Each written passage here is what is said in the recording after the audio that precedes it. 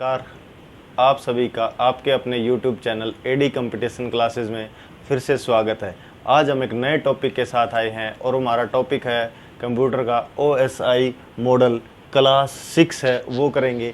आज इसमें हम OSI मॉडल की पूरी जानकारी लेंगे कि OSI मॉडल होता क्या है, कितनी लेयर हैं, कौन सी लेयर पे क्या क्या प्रोटोकॉल हैं यूज़ करते हैं, किस लेयर का क्या काम है, क्या फंक्शन है उनके। ठीक है, तो इसमें से है ना आपको क्वेश्चन पक्का मिलता है भाई। कोई भी कम्पिटिटिव एग्ज़ाम हो उसमें 100% क्वेश्चन मिलता है OSI मॉडल से। ठीक है, सबसे पहले OSI मॉडल है ना, उसमें 7 लेयर होती हैं। सबसे पहले OSI मॉडल होता क्या है, ओपन सिस्टम इंटरकनेक्शन। ठीक है, मैं फुल फॉर्म लिख रहा हूँ, ओपन सिस्टम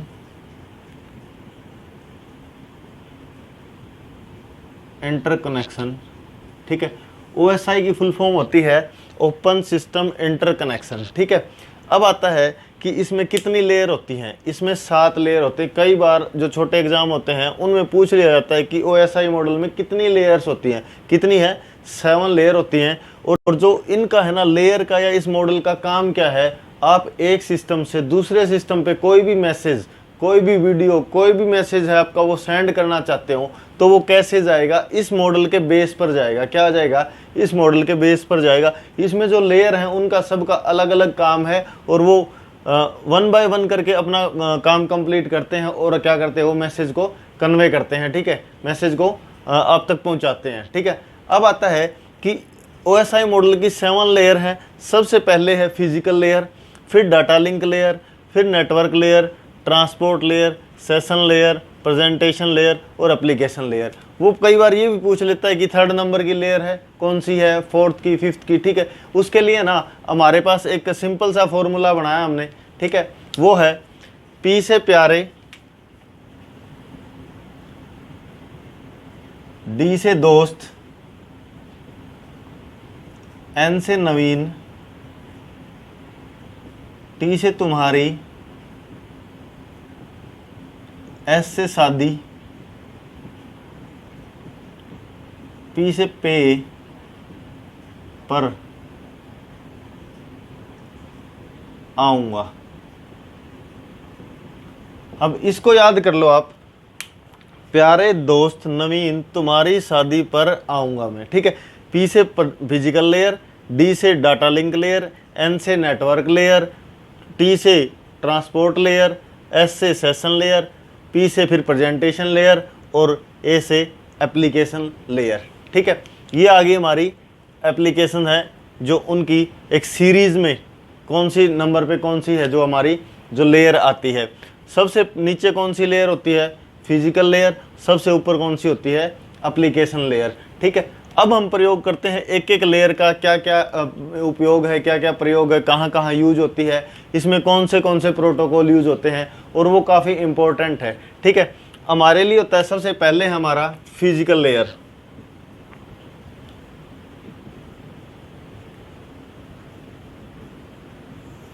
इसको है ना एक दूसरा नाम भी देते हैं कई बार, इसको बोलते हैं हार्डवेयर लेयर। हार्डवेयर क्यों? क्योंकि जो भी जो हार्डवेयर होता है ना वो सारे फिजिकल लेयर पे कनेक्ट होते हैं आपके। ठीक है, जो भी हार्डवेयर होगा, ठीक है, वो किस पे कनेक्ट होते हैं? फिजिकल लेयर पे। कोई भी हार्डवेयर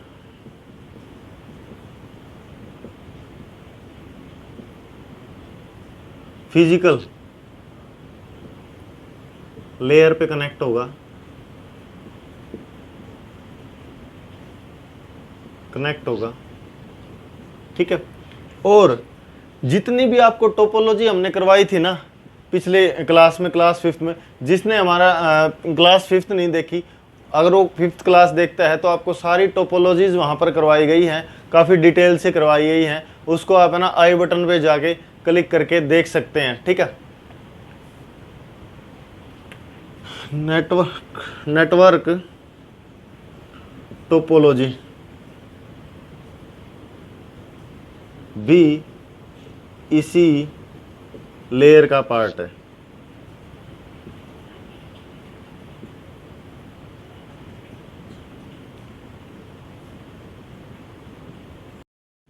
थर्ड है सेंडर एंड रिसीवर के बीच में कनेक्शन प्रोवाइड करवाना, फिजिकल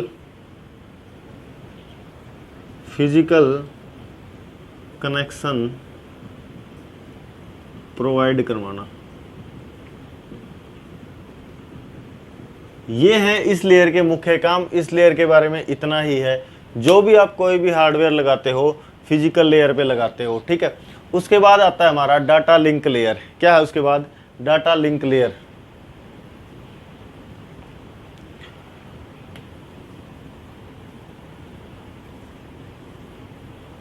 दो है data link layer, data link layer, transmission medium को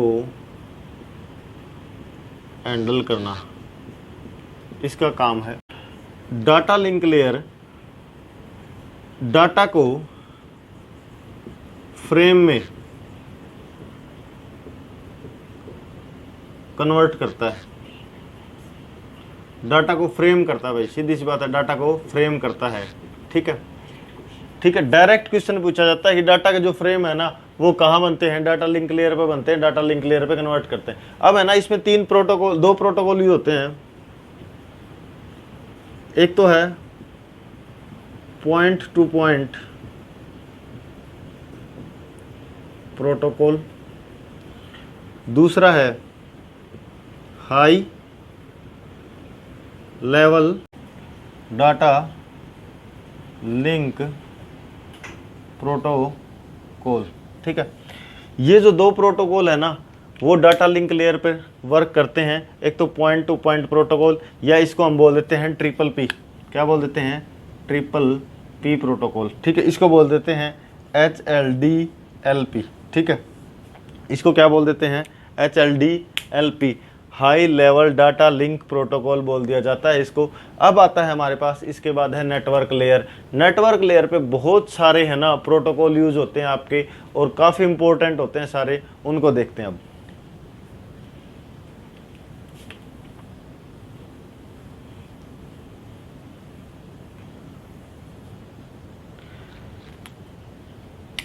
थर्ड है नेटवर्क लेयर।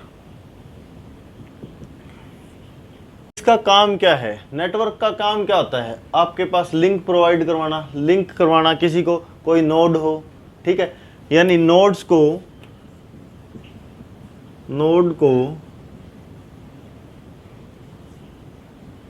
नोड से लिंक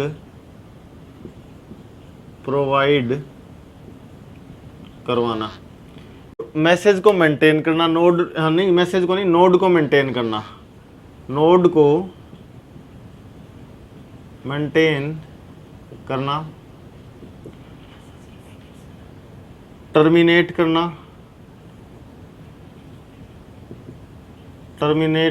करना, और सबसे इंपॉर्टेंट है कि जो हमारे पास डाटा उसके पैकेट्स बनाना।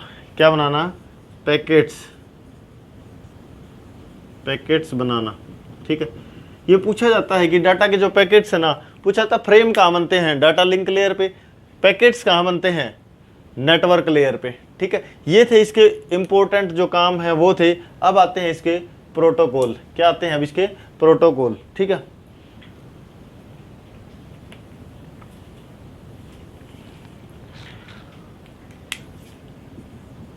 प्रोटोकॉल पहला है हमारा DHCP। इसकी फुल फॉर्म है डायनेमिक होस्ट कंट्रोल प्रोटोकॉल। ठीक है, dynamic host control protocol IP address provide करवाना। अब आईपी एड्रेस हमारे पास आईपी वर्जन दो टाइप के होते हैं, IPv4 एंड IPv6।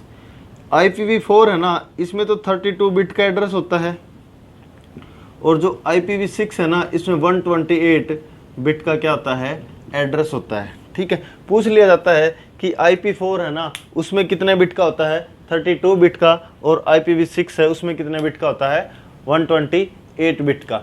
ठीक है, अब हमारे पास जो नेक्स्ट प्रोटोकॉल है वो है हमारा DVMRP।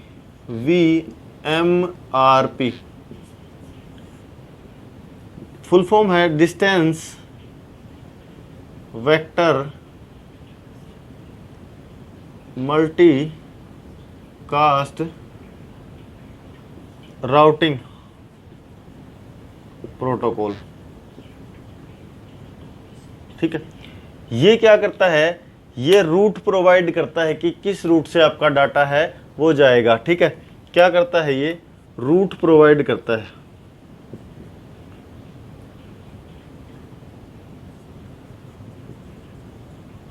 रूट प्रोवाइड करवाता है, क्या करवाता है, ये रूट प्रोवाइड करवाता है।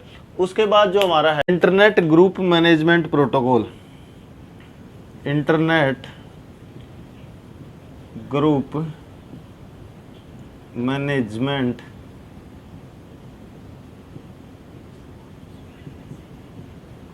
प्रोटोकॉल, जो हम डाटा सेंड करते हैं ना, उसको क्या करता है, मैनेजमेंट प्रोवाइड करवाता है। क्या करता है, उसकी मैनेजमेंट करता है। ठीक है, MP। इसकी जो फुल फॉर्म है वो है हमारे पास internet control message protocol. Internet control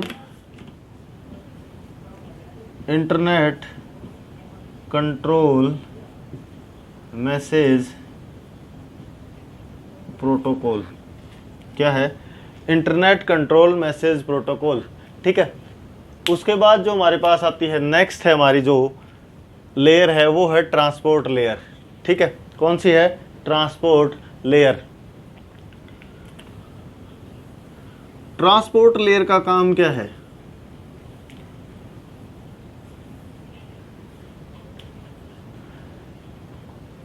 transport layer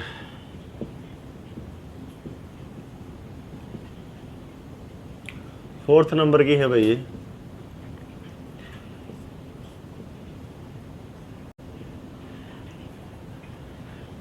data है ना जो हमारा, उसके फ्लो, डाटा के फ्लो को कंट्रोल करना, क्या, और एरर रिकवर करना, उस डाटा को सेगमेंट की फॉर्म में बनाना। ठीक है, उसके क्या बनाता है, ये सेगमेंट बना देता है। ठीक है, ये थे हमारे पास इसके मुख्य काम, ट्रांसपोर्ट लेयर के, डाटा के फ्लो को कंट्रोल करना, एरर रिकवर करना, डाटा को सेगमेंट की फॉर्म में बनाना। अब आता है हमारे पास इसके प्रोटोकॉल। ठीक है, इसके कौन से हैं प्रोटोकॉल हैं, वो कौन से हैं, जो इसके प्रोटोकॉल हैं वो है mobile internet protocol MIP, mobile internet protocol. ठीक है, उसके बाद है UDP, सबसे ज्यादा पूछा जाता है UDP। इसकी फुल फॉर्म भी बहुत बार पूछी जाती है, यूजर डेटाग्राम प्रोटोकॉल। क्या है, यूजर डेटाग्राम प्रोटोकॉल। ठीक है, क्या है, प्रोटोकॉल। इसकी सबसे ज्यादा फुल फॉर्म पूछी जाती है। UDP की फुल फॉर्म क्या है, वो यूजर डाटा प्रोटोकॉल दे देंगे, डेटाग्राम दे देंगे, डायनेमिक प्रोटोकॉल दे देंगे, कुछ भी दे देंगे। ठीक है, RUDP अगला है, RUDP रिलायबल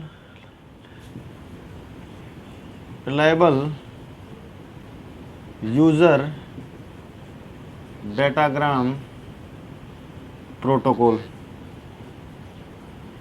ठीक है। RUDP की क्या है, reliable user data protocol, TALI, ठीक है, TALI transport adopter layer interface, transport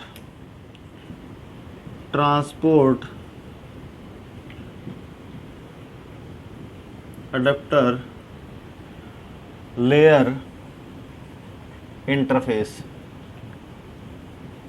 क्या है, interface. TALI transport adopter layer interface इसका क्या है, ठीक है। एक और होती है TCP, ठीक है ना, ये भी काफी इंपॉर्टेंट है। TCP ट्रांसमिशन कंट्रोल प्रोटोकॉल, क्या है, ट्रांसमिशन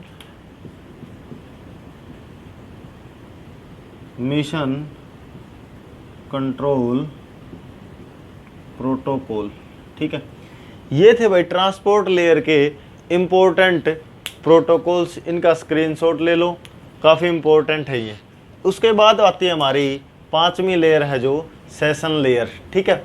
इसका काम क्या है, सेशन लेयर का आइडेंटिफिकेशन और ऑथेंटिकेशन को बनाना, प्रोवाइड करना, ठीक है। जो इसके बाद है वो है 5वीं हमारी सेशन लेयर, ठीक है। 5वीं कौन सी है, सेशन लेयर। काम क्या करना है, आइडेंटिफिकेशन,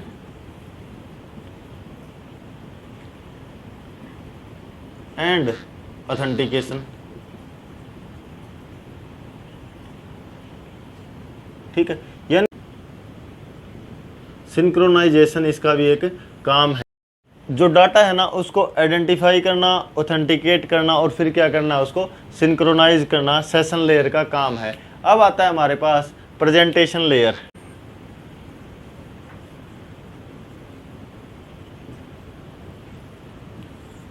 इसके जो काम है, डाटा को encryption and decryption and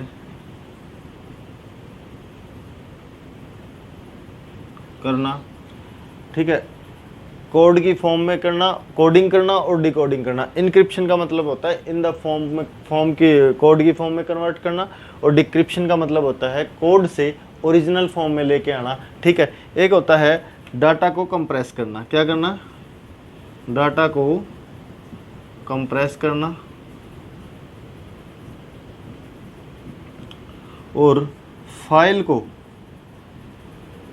standard form में ओपन करना, फाइल को स्टैंडर्ड फॉर्म में ओपन करना, ठीक है। जैसे कोई PDF है ना, तो उसको PDF में ही ओपन करना इसका काम है प्रेजेंटेशन लेयर का। उसको प्रेजेंट करना, जैसी फाइल है उसी को उसी में प्रेजेंट करना क्या आता है, प्रेजेंटेशन लेयर का काम है।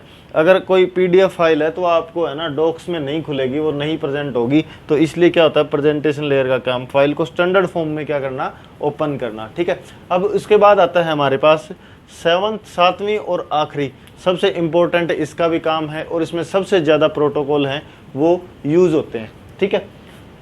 7वीं हमारी प्रेजेंटेशन एप्लीकेशन लेयर, क्या है, एप्लीकेशन लेयर, ठीक है।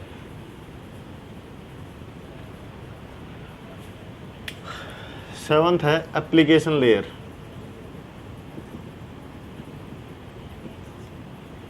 ठीक है। फाइल को एक्सेस करवाना, क्या करवाना, फाइल को एक्सेस करवाता है, ठीक है। फाइल को एक्सेस करवाता है।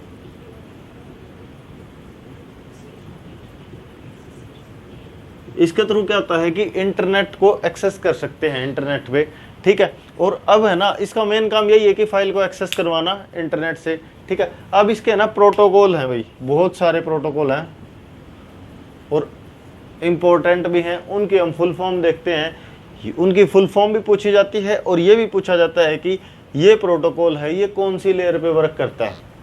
पहला है FTP, file transfer,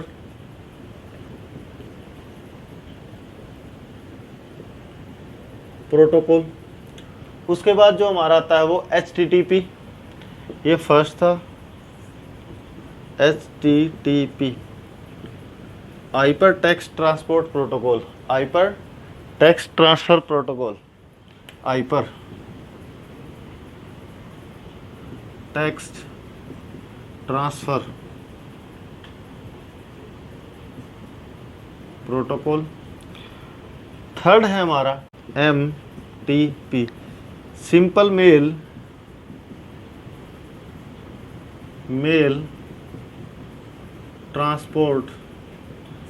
transfer protocol, ठीक है। अब जो फोर्थ है P3, पोस्ट ऑफिस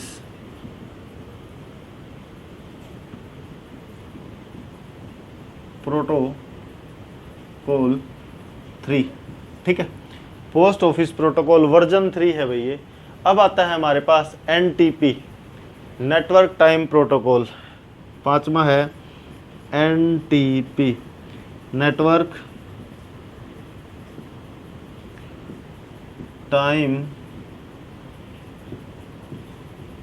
प्रोटोकॉल, ठीक है। Common open policy service, common open policy services, ठीक है। कॉमन ओपन पॉलिसी सर्विसेज ये है हमारे पास। इसके 6 प्रोटोकॉल, इनका स्क्रीनशॉट ले लो। इसके बाद जो बाकी बचे हुए हैं उनका करते हैं।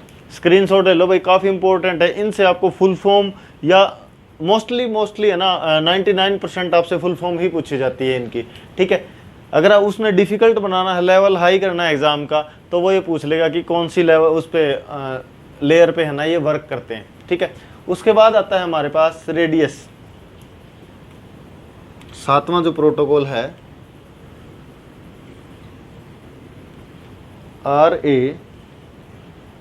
RADIUS।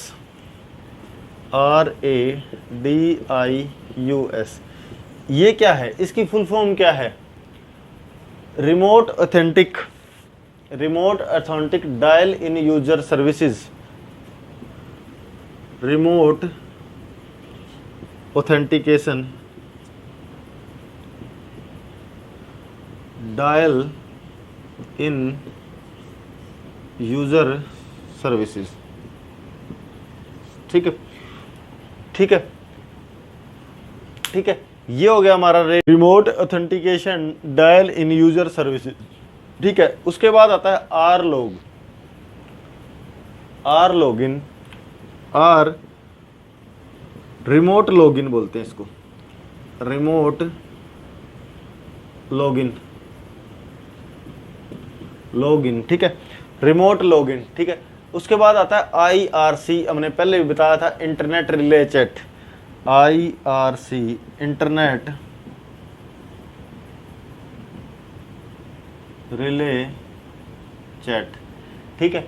उसके बाद MAP internet message access protocol, ठीक है।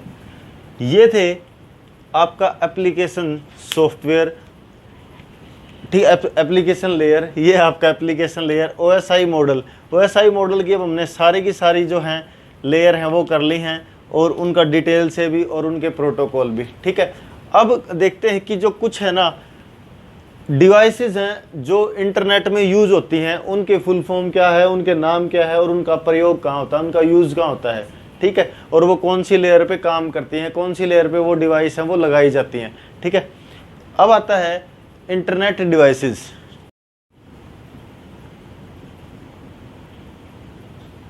ठीक है। इंटरनेट डिवाइसेस में सबसे ज़्यादा जो पूछा जाता है ना वो आता है आपका राउटर हो गया, हब हो गया, गेटवे हो गया, मॉडेम हो गया, ठीक है, स्विच हो गया, ये पूछे जाते हैं। सबसे पहले हम करते हैं रिपीटर को, ठीक है। रिपीटर का काम क्या होता है, जैसे कई आपने बिल्डिंग देखी होंगी, जो बड़ी बड़ी बिल्डिंग है जहाँ तक, या फिर कई ऐसे माइनिंग के एरिया हैं जहाँ पर है ना टावर है जो हमारा, उसकी जो रेंज है वो पहुँच नहीं पाती, उसके लिए क्या किया जाता है, बिल्डिंग के बाहर से ही रिपीटर लगाने शुरू कर दिए जाते हैं। वो क्या करते हैं, उस सिग्नल है ना उसकी स्ट्रेंथ को मजबूत करते जाते हैं, ना कि लो करते हैं। ठीक है, रिपीटर क्या करते हैं, सिग्नल स्ट्रेंथ को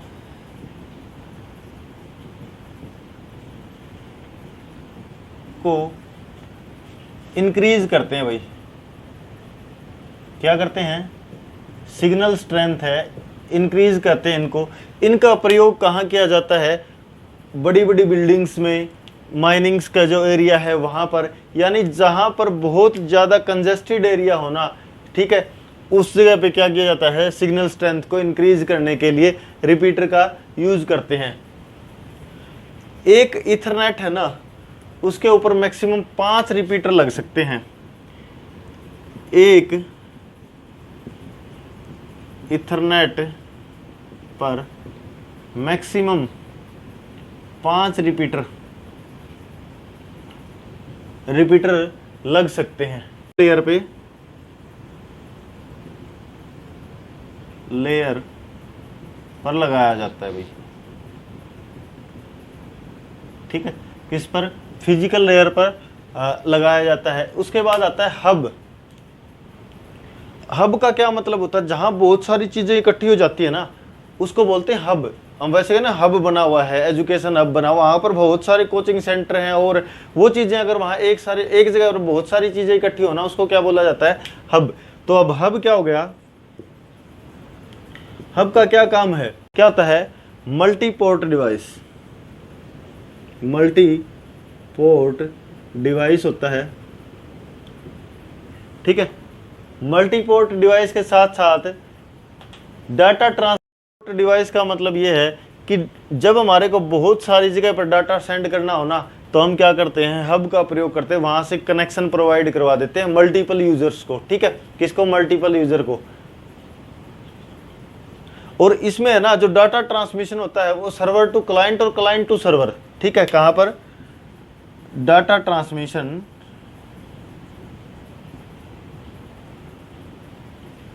सर्वर टू क्लाइंट और क्लाइंट टू सर्वर। ठीक है, ये भी किस पे काम करता है, फिजिकल लेयर पे ही काम करता है। किस पे करता है ये, फिजिकल लेयर पे। ठीक है, लेयर पे वर्क करता है। ये क्वेश्चन पूछा जाता है कि हब है, रिपीटर है, ये कौन सी लेयर पे काम करते हैं, फिजिकल लेयर पर काम करते हैं। इसके बाद आता है हमारा, इसके बाद ब्रिज। ब्रिज हमारे को क्या काम करते हैं, ब्रिज का,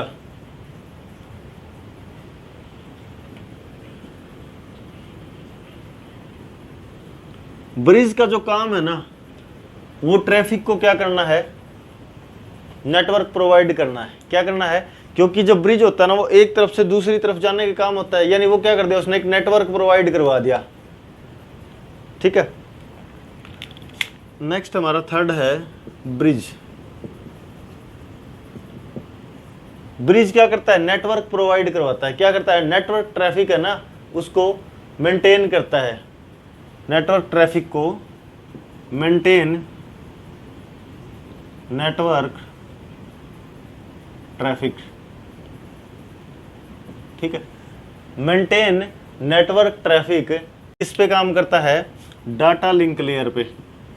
डाटा लिंक लेयर पे क्या करता है, ये काम करता है। ब्रिज कहाँ पर लगाया जाता है, डाटा लिंक लेयर पर काम करता है। उसके बाद आता है हमारा फोर्थ, मॉडेम। सबसे ज्यादा पूछा जाता है भाई मॉडेम। मॉडेम कहाँ लगाया जाता है, जहां आपको इंटरनेट कनेक्शन की जरूरत होती है, वहां पर क्या लगाया जाता है, मॉडेम लगाया जाता है। मॉडेम का काम क्या होता है, डिजिटल सिग्नल को एनालॉग में कन्वर्ट करना,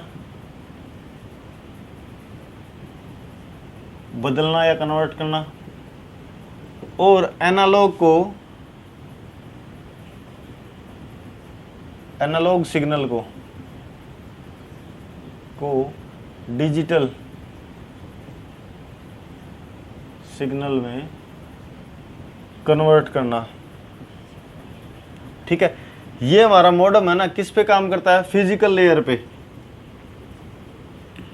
फिजिकल लेयर पे क्या करता है? ये काम करता है। मॉडेम किस पे काम करता है? फिजिकल लेयर पे। ठीक है, अगर आपके पास मॉडेम नहीं है ना, तो आपके लैपटॉप पे या फ़ोन पे क्या नहीं चलेगा? इंटरनेट नहीं चलेगा। इंटरनेट चलाने के लिए मॉडेम पे, क्योंकि जो सिग्नल आते हैं ना, उनको डिजिटल सिग्नल है, उनको एनालॉग में सिग्नल को क्या करता है? ये कन्वर्ट करता है। इसके बगैर काम नहीं चलेगा। ठीक है, बहुत इंपॉर्टेंट है। ये पूछा जाता है कि डिजिटल सिग्नल को एनालॉग में या एनालॉग सिग्नल को डिजिटल में, दोनों के लिए कौन सा काम होता है? मॉडेम का। ठीक है, मॉडेम और डी मॉडेम दो होते हैं, उसके अंदर ही इंक्लूड होता है। ठीक है, जो फुल फॉर्म होती है modem modulation and demodulation. Modem की फुल फॉर्म क्या होती है? Modulation and demodulation. उसके बाद आता है हमारा स्विच। क्या आता है? स्विच। 5वें नंबर पे कौन सा आता है? स्विच। स्विच क्या काम करता है?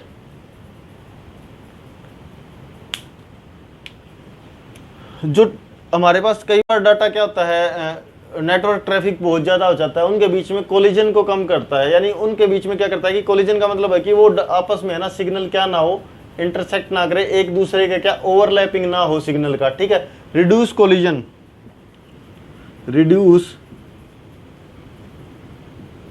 Between network traffic. ठीक है, यानी जो नेटवर्क ट्रैफिक है उसके बीच में जो उनके कोलिजन यानी टकराव है, उसको क्या कर देता है ये? ठीक है, उसको कम कर देता है। ठीक है, और दूसरा है जो नेटवर्क ट्रैफिक है ना, उसके डेस्टिनेशन की तरफ क्या कर देता है? उसको डाइवर्ट कर देता है। ठीक है, डाइवर्ट द नेटवर्क ट्रैफिक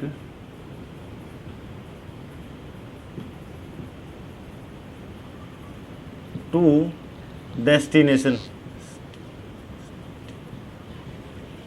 ठीक है, डेस्टिनेशन की तरफ क्या कर देता है? उसको ट्रैफिक सिग्नल को, जो नेटवर्क ट्रैफिक हो, जहां पर उसको जाना होता है वहीं उसको क्या देता है? एक नेटवर्क प्रोवाइड करवा देता है, भाई आपका डेस्टिनेशन उधर है, उधर जाओ। और ये किस पे काम करता है? डाटा लिंक लेयर पे। डाटा लिंक लेयर पे क्या करता है? ये काम करता है। अब जो हमारे पास बच गया 6th है, वो है राउटर। अब राउटर का काम क्या है कि आपके पास जाने के रास्ते तो बहुत हैं, लेकिन सबसे छोटा रास्ता कौन सा है? ठीक है, सबसे छोटा रास्ता कौन सा है? राउटर।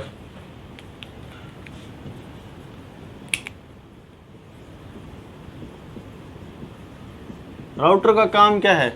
Provide shortest route. क्या है? Provide shortest route to system and network. ठीक है, प्रोवाइड शॉर्टेस्ट रूट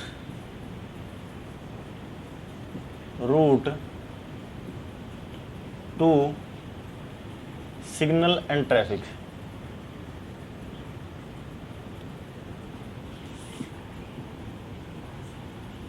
ठीक है, ये नेटवर्क लेयर पे काम करता है। किस कौन सी पे करता है? नेटवर्क लेयर पे।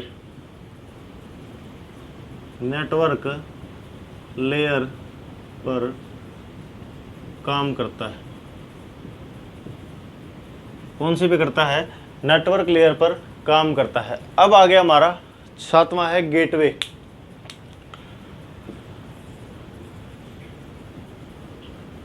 गेटवे इस करंट प्रोटोकॉल के बीच में इंटरफेस प्रोवाइड करवाना। डिफरेंट प्रोटोकॉल के बीच में इंटरफेस प्रोवाइड करवाना।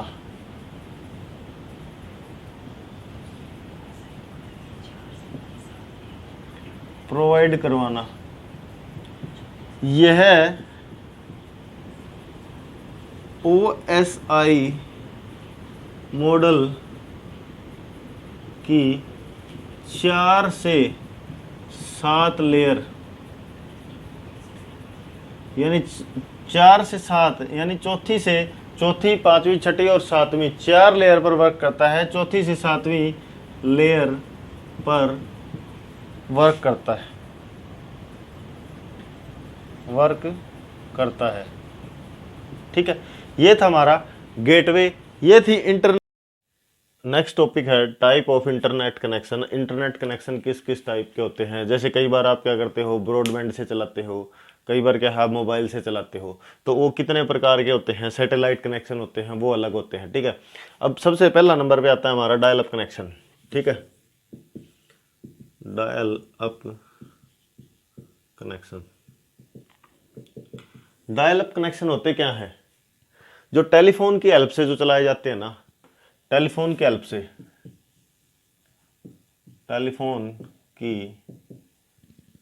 से इंटरनेट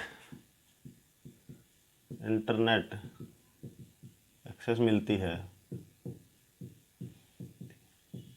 तो उसे डायल अप कनेक्शन बोला जाता है। डायल अप कनेक्शन बोला जाता है। और जो इसकी स्पीड है ना, वो बिट्स पर सेकंड kbps तक होती है, यानी बिट्स से kbps तक होती है, जो कि बहुत कम मानी जाती है अब आज के टाइम में देखें तो। ठीक है, उसके बाद क्या आता है, ISDN आता है। ठीक है, ISDN आता है, integrated digital service digital network. ठीक है, ISDN integrated service digital network, जिसका क्या है, ये हम है ना वीडियो कॉन्फ्रेंसिंग में यूज करते हैं। ठीक है, वीडियो कॉन्फ्रेंसिंग में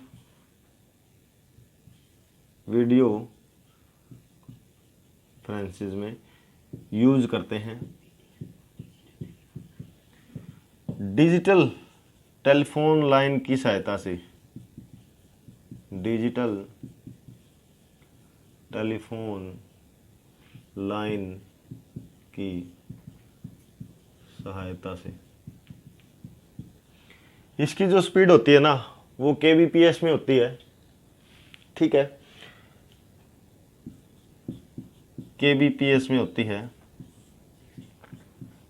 64 kbps 128 kbps तक।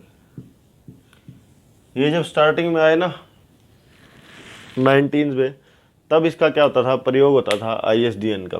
अब आता है इसके बाद BISDN, broadband integrated service digital network. ठीक है, थर्ड है हमारा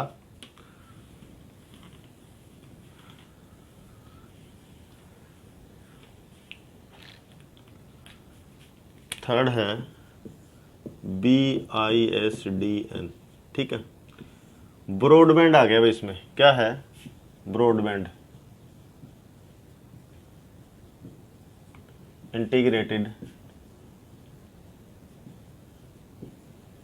सर्विस डिजिटल नेटवर्क। ठीक है, ये आ गया। इसमें है ना स्पीड बहुत हाई होती है, और इसमें हम क्या करते हैं, ऑप्टिकल फाइबर यूज करते हैं। सबसे पहला मोस्ट इंपॉर्टेंट है भाई ये ऑप्टिकल फाइबर। ऑप्टिकल फाइबर का प्रयोग किया जाता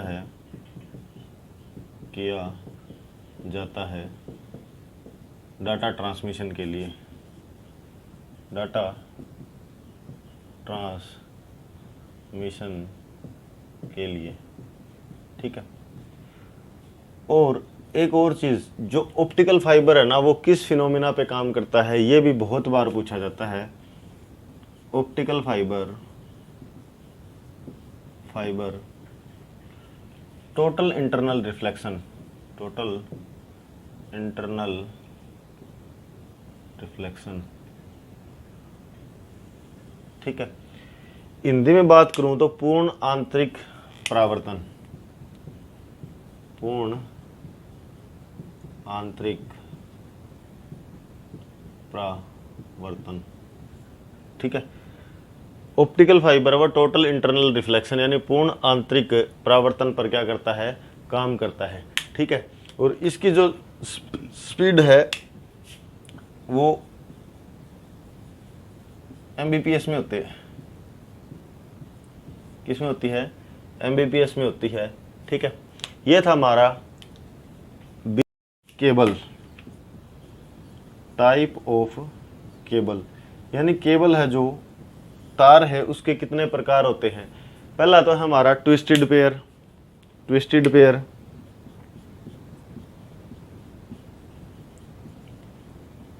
दूसरा है कोएक्सियल केबल, और तीसरा है हमारा फाइबर ऑप्टिक्स।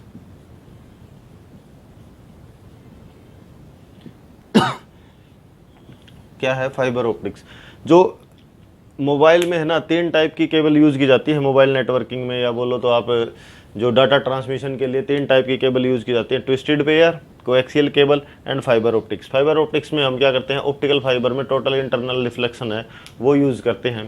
ट्विस्टेड पेयर क्या होती है, हमारी जो कॉपर की वायर होती हैं उनसे बनी हुई होती है ट्विस्टेड पेयर, ठीक है। अब आता है हमारा 4th नंबर पे DSL, digital subscriber line. 4th number पे क्या आता है, DSL,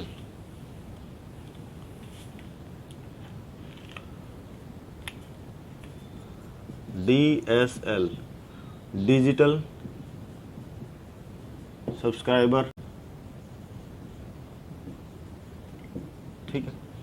ये DSL की फुल फॉर्म है ये 4 टाइप की होती है, 3 टाइप की, 4 की नहीं 3 टाइप की। वो है हमारी ADSL, पहला है ADSL, SDSL, VDSL, ठीक है। जो फर्स्ट है वो है हमारी एसिमेट्रिक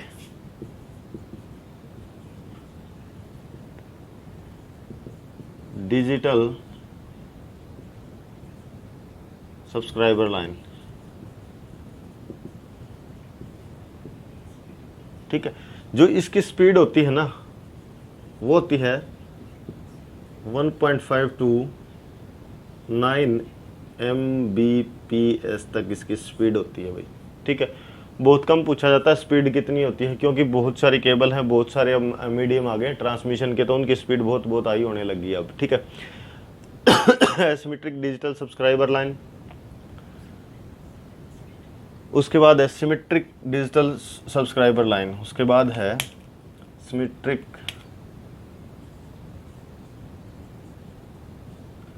डिजिटल सब्सक्राइबर लाइन, ठीक है। जो इसकी स्पीड है ना भाई वो है मैक्सिमम 3 Mbps तक क्या होती है इसकी स्पीड होती है। अब आ गया हमारा very high digital subscriber line. इसकी जो स्पीड है वो है 128 kbps से 8 Mbps तक होती है, ठीक है। ये है ना शॉर्ट डिस्टेंस और फास्ट डाटा ट्रांसमिशन, इसके लिख रहा हूं मैं, शॉर्ट डिस्टेंस यानी कम दूरी के लिए और फास्ट डाटा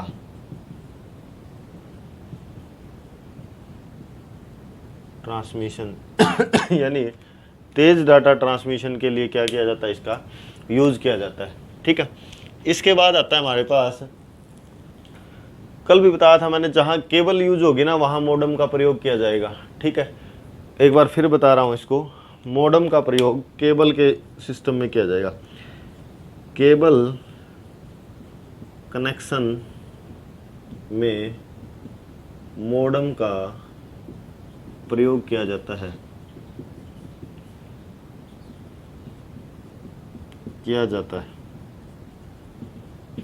ठीक है। केबल कनेक्शन में क्या किया जाता है, मॉडेम का प्रयोग किया जाता है, ठीक है। उसके बाद आता है हमारे पास वायरलेस कनेक्शन, ठीक है। जैसे हम आजकल टावर से सीधा मोबाइल पे हमारा इंटरनेट चल रहा है, वहाँ पर कोई वायर तो नहीं होता ना, वो क्या होता है, वायरलेस कनेक्शन, ठीक है। पांचवा हमारा वायरलेस कनेक्शन।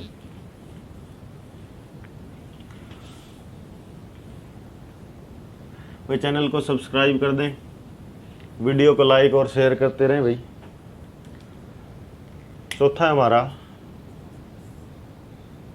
पांचवा, वायरलेस कनेक्शन, ठीक है। वायरलेस कनेक्शन में क्या होता है, T1, T2 and T3 type के है ना। T1 और पहला T1 है, दूसरा राउंडेड T1 लाइन, ये T1 लाइन है, और तीसरा हमारे पास T3 लाइन है, ठीक है। ये लाइन कनेक्टर हैं जो क्या करते हैं, कनेक्शन करते हैं,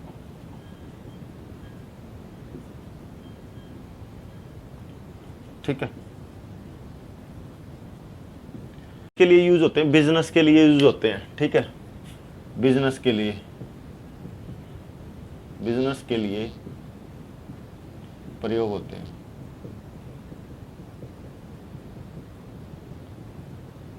स्पीड कितनी इसकी, 154, 1.4 Mbps, ठीक है। बॉन्डेड टी लाइन कनेक्शन, जहां एक से ज्यादा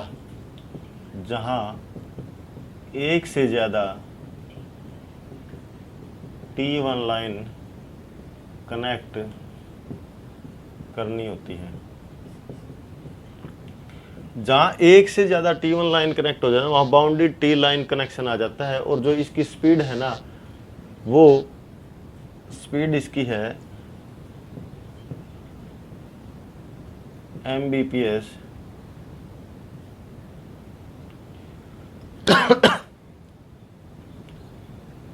होती है भाई,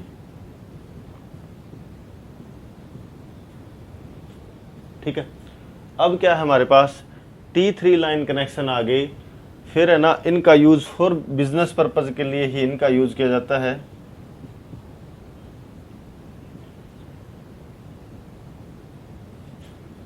बिजनेस पर्पज में किया जाता है भाई,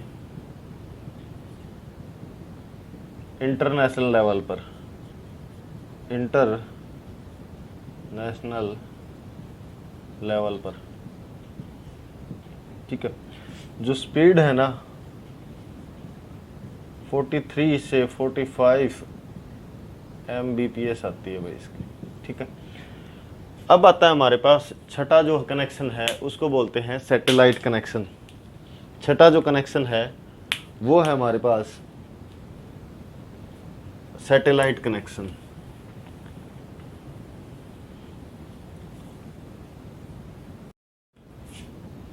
सिक्स्थ हमारा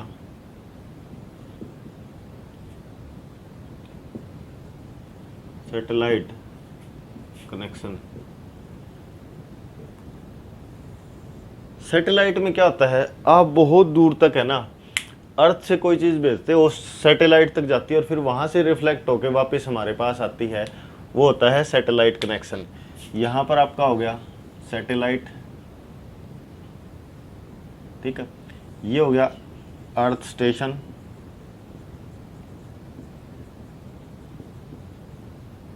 सेंडर,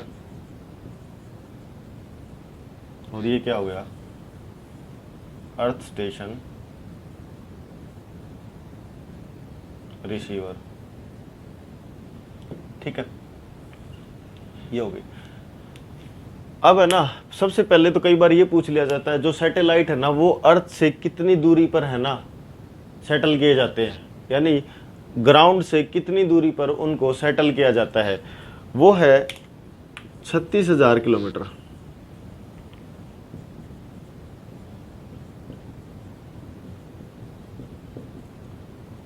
सेटल किया जाता है भाई। और जो जो यहाँ से अर्थ से हम सैटेलाइट की तरफ जो सिग्नल भेजते हैं ना उसको बोलते हैं अपलिंक। ठीक है, उसमें अपलिंक फ्रीक्वेंसी यूज होती है। ठीक है, और ये है जो सैटेलाइट से रिसीवर की तरफ आता है ना उसको बोलते हैं डाउनलोड, डाउनलिंक है। ठीक है, डाउन लिंक या डाउनलोड लिंक। ठीक है, इसमें ना डाउनलोड फ्रीक्वेंसी यूज की जाती है, डाउनलिंक फ्रीक्वेंसी।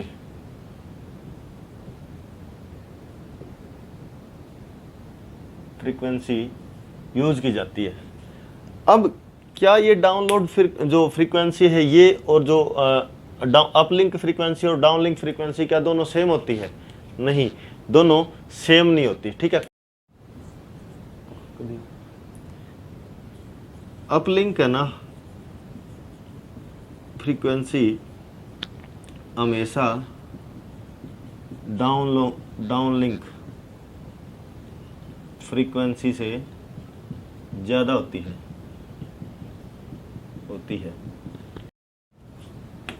जो फ्रीक्वेंसी है अपलिंक फ्रीक्वेंसी वो हाई इसलिए होती हैं कि जो आइनोस्फीयर है ना, जो लो फ्रीक्वेंसी है, लो फ्रीक्वेंसी आइनोस्फीयर से टकराकर वापस आ जाती हैं। लेकिन जो हाई फ्रीक्वेंसी होती हैं वो क्या कर देती हैं, इसके क्रॉस हो जाते हैं, इसको पेनिट्रेट कर जाती हैं। लेकिन हाई फ्रीक्वेंसी आइनोस्फीयर को पेनिट्रेट यानी उनको क्रॉस कर जाती हैं और सैटेलाइट तक पहुंच जाती हैं। कहाँ तक पहुंच जाती है? सैटेलाइट तक। देखो ये हमारा जो अर्थ स्टेशन है ये सैटेलाइट है, यहाँ से हमने लो फ्रीक्वेंसी भेजी ना तो वो टकरा के वापस आ जाएगी, लो फ्रीक्वेंसी। ठीक है, यानी सैटेलाइट्स है उससे पहले हमारा क्या है, आइनोस्फीयर है। ठीक है, वहां तक गई नहीं, ये आइनोस्फीयर से टकरा के वापस आ गई। अगर हमने हाई फ्रीक्वेंसी भेज दी, हाई फ्रीक्वेंसी, वो क्या करेंगी, इससे टकरा के वापस नहीं आएंगी, पेनेट्रेट होके कहां तक चली जाएंगी, सैटेलाइट तक। सैटेलाइट उनको कैच करके फिर वापस भेजेगा, क्या करेगा, फिर वापस भेजेगा। ठीक है, ये था जो हमने आपको फिनोमिना बताया कि आइनोस्फीयर का क्या रोल है। ठीक है, जैसे रेडियो है, रेडियो सिग्नल्स वगैरह और है जो अर्थ से भेजते हैं और अर्थ पे ही हमारे को रिसीव करने होते हैं वो। ठीक है, उनके लिए हमारे को ऊपर सैटेलाइट की जरूरत नहीं है, वो क्या करते हैं, आइनोस्फीयर से टकराते हैं और वापस आ जाते हैं। अब आता है हमारे पास कौन सी फ्रीक्वेंसी है वो यूज की जाती है, कौन सी फ्रीक्वेंसी है वो यूज की जाती है। कितने बैंड होते हैं इसमें? सैटेलाइट में 3 बैंड होते हैं भाई, फ्रीक्वेंसी के 3 बैंड होते हैं सैटेलाइट में।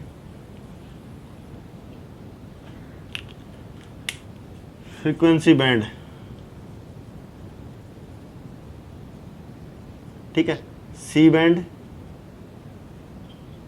कू बैंड और का बैंड। ठीक है, ये हमारे पास क्या हो गए, बैंड हो गए। अब इनकी क्या करते हैं, फ्रीक्वेंसी डाउनलोड लिंक की, अपलोड लिंक की। ठीक है, अपलिंक फ्रीक्वेंसी, डाउनलिंक फ्रीक्वेंसी, ये है अपलिंक, ये है डाउनलिंक फ्रीक्वेंसी। ठीक, सी बैंड की है 5925 से 6425 मेगाहर्ट्ज। ठीक है, ठीक है। और इसकी डाउनलोड है वो 3700 से 4200 मेगाहर्ट्ज तक। यानी जो अपलिंक फ्रीक्वेंसी है वो ज़्यादा आ गई ना हमारी डाउनलोड लिंक से। ठीक है, डाउनलिंक फ्रीक्वेंसी से। अब आती है हमारे पास कू बैंड की। किसकी? कू बैंड की 14.5 गीगाहर्ट्ज तक। ठीक है, 11.7 से 12.9 गीगाहर्ट्ज 2 गीगाहर्ट्ज तक की होती है भाई। ठीक है, यानी कू बैंड में जो अपलिंक फ्रीक्वेंसी है वो 14 से 14.5 गीगाहर्ट्ज तक, और डाउनलिंक फ्रीक्वेंसी है वो है 11.7 से 12.2 गीगाहर्ट्ज तक। ठीक है, उसके बाद आता है हमारा का बैंड 27.5 से 31 गीगाहर्ट्ज तक की होती है ये, और 17.7 से 21.2 गीगाहर्ट्ज तक कू बैंड की डाउनलिंक फ्रीक्वेंसी होती है। जो मुश्किल क्वेश्चन पूछता है वो यहाँ का बैंड, कू बैंड और का कू और का सी कू और का से पूछ लेता है। और उसमें कई बार क्या करेगा, फ्रीक्वेंसी पूछ लेगा, या पूछ लेगा कि किस बैंड की है जो फ्रीक्वेंसी ज़्यादा होती है। सबसे पहले सबसे ज़्यादा कू की, का की, फिर कू की, और फिर किसकी है? सी बैंड की। ये था हमारा OSI model and internet connection है। ये हमारा टॉपिक कंप्लीट हो गया है। अगर आपको पढ़ाया हुआ समझ आ रहा है तो चैनल को सब्सक्राइब कर दें भाई, वीडियोस को लाइक एंड शेयर करते रहिए ताकि आपको और अच्छी अच्छी है ना वीडियोस मिलती रहें। अगर कोई डाउट हो तो कमेंट बॉक्स में अपने कमेंट लिख दें भाई, उनको देख लिया जाएगा। ठीक है, थैंक यू, धन्यवाद।